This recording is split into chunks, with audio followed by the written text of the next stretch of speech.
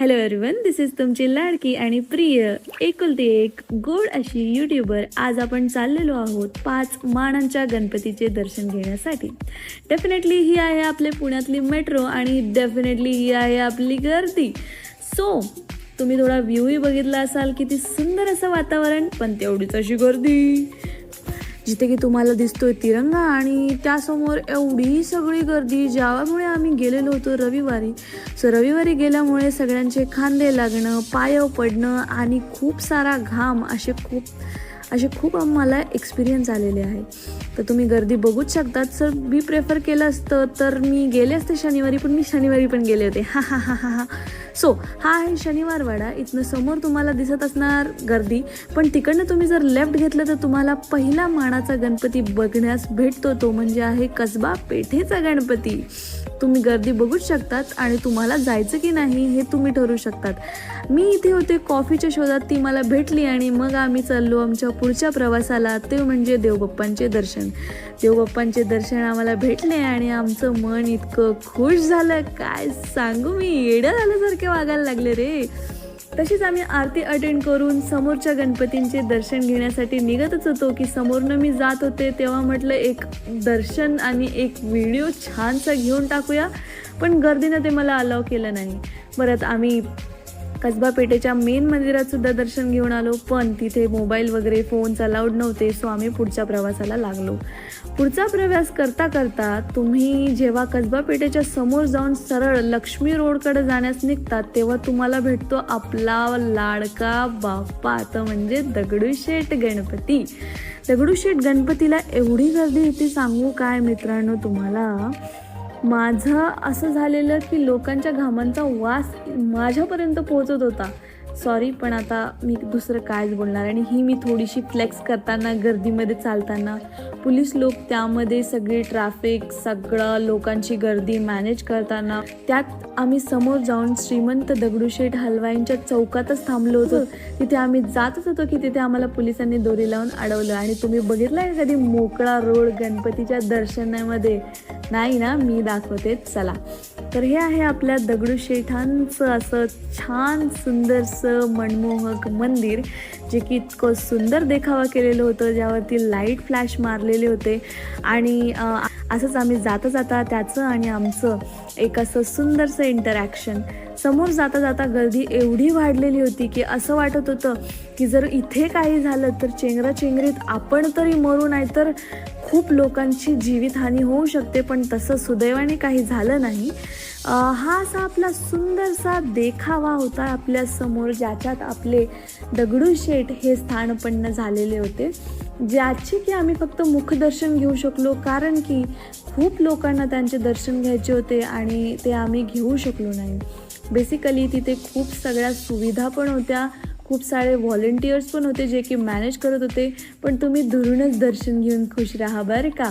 तो हे आहेत आपल्याला जवळून दर्शन करून देण्याचे प्रयत्न, पण शिट्ट्या आणि लोकांचा आवाज यामध्ये मला एवढं काही शूट तर करता आलं नाही, पण जेवढं माझ्या हातामध्ये होतं तेवढं तर मी डेफिनेटली करू शकते. मग आपण वळलेलो आहोत मानाच्या अशा चौथ्या गणपतीकडे, जो आहे तुळशीबागचा गणपती. मनमोहक असं रूप आणि सुंदरशी अशी प्रतिकृती बघायला भेटलेली आहे. आणि समोरून जवळून जेवढं दर्शन घेता आलं मन भरून, तेवढं मी दर्शन घेतलेलं आहे. त्यात तुम्हाला दाखवण्याचा प्रयत्नही केलेला आहे, पण सोडा आता, कायच असो, दुसरं काही रिझनच नाही आहे माझ्याकडे सांगण्यासारखं. सुंदर असे देखावे आणि ही गर्दी वर्थ आहे का, कारण की या गर्दीतनंच आपण बाप्पांचं तेवढं सुबक असं दर्शन घेऊ शकतो. मग आम्ही चालता चालता येऊन पोचलो तिसऱ्या मानाच्या गणपतीकडे, जो की आहे गुरुजी तालीम असा गणपती, ज्याच्या समोर येऊन एवढी गर्दी होती की मला ते नीट बघताही आले नाही आणि मला त्याचे दर्शनही घेता आले नाही. तसंच मग लांबूनच बाप्पांचे दर्शन घेऊन आम्ही तिथनं समोर निघालो. त्यामध्येच आम्हाला दिसला मानाचा दुसरा गणपती, जो की आहे तांबडी जोगेश्वरी. तांबडी जोगेश्वरीच्या इथे पण खूप अशी गर्दी असल्यामुळे मला काय एवढं दर्शन घेता आलं नाही, पण मी लांबून जेवढं मन भरून त्या प्रतिकृतीचे, त्या बाप्पांचे, त्या मूर्तीचे, त्या आकर्षणाचे दर्शन करण्याचा प्रयत्न केला, तेवढे मी घेतलेले आहेत. आणि तुम्हाला दाखवण्याचाही मी खूप जास्त प्रयत्न करते, पण ठीक आहे, काही गोष्टी आपल्या हातात असतात आणि काही नाही, सो त्याला आम्ही काहीच करू शकत नाही. पण आय एम लव्हिंग दिस. समोर जाता जाता आम्हाला भेटलेले एक ढोल पथक जे की इतकं सुंदर वादन करते आणि मी ढोल बघितलेले की मी सुसाट सुटते, म्हणून मला ढोल प्रचंड आवडतात आणि मी ढोल बघितले की मी तिथे थपकून जाते. लोकांची खूप मोठी लाईन लागली आहे रादर दॅन गणपती बाप्पाला बघण्यासाठी ते शोकडे जाण्यासाठी. आपण लास्ट मानाच्या गणपतीकडे चाललेलो आहोत आता आणि तिथूनच आम्ही बाहेर निघणार आहोत. सो ब्लॉगमध्ये मी एवढंच बोलू शकले, आता काय करू शकते. बरं, हा चान्स मारल्यानंतर आपण पोहोचलेलो आहोत केसरीवाडा, मानाच्या 5व्या गणपतीकडे. मानाच्या 5व्या गणपतीकडे आल्यानंतर तुम्हाला हे दृश्य दिसतंय ते इतकं सुंदर होतं. तुम्ही सजावटही बघू शकतात. ही टिळकांची प्रतिकृती आहेत ज्या की 3D काइंड ऑफ बनवण्याचा प्रयत्न केले. मी जेव्हा तिथे पोहोचले होते तेव्हा तिथे गाण्यांचा काहीतरी कार्यक्रम चाललेला होता. सो म्हटलं पहिले आपण बाप्पांचे दर्शन घेऊ आणि मग गाण्यांच्या कार्यक्रमाची मजा. सुंदर, सुबक आणि डोळ्याचे पारणे फेडणारी ही अशी मूर्ती आणि हे सुंदर अशी गाणी आणि सुंदर असं वादन.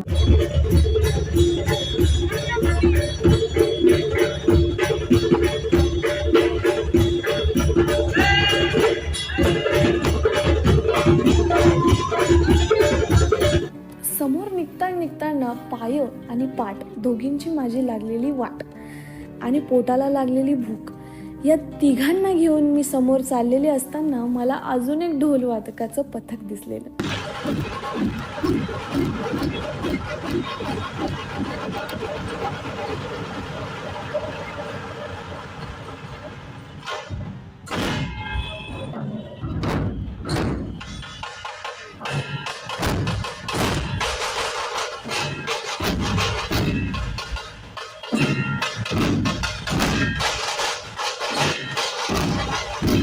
हीच पोटाची भूक घेऊन मी समोर निघालो. इथनं एक्झिट कशी घ्यायची हा प्रश्न पडला, तर मला असं कळालं की डेक्कन समोरच आहे. म्हणजे आम्ही घुसलो मंडपातनं आणि निघालो डेक्कनमधनं. बाप रे बाप, म्हणजे एवढं चाललेलो, पण आता ठीक आहे, ते वर्थ होतं म्हणा. समोर जाऊन आम्हाला एक देखावा दिसला.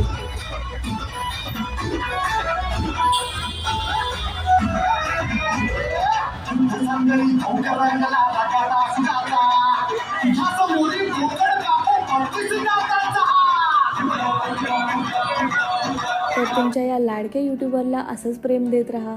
मी यावेळेस फक्त व्हॉइस ब्लॉग केलेला आहे आणि पुढच्या वेळेस नक्कीच मी माझ्या चेहऱ्याचा ब्लॉग करेल अशी मी अपेक्षा करते.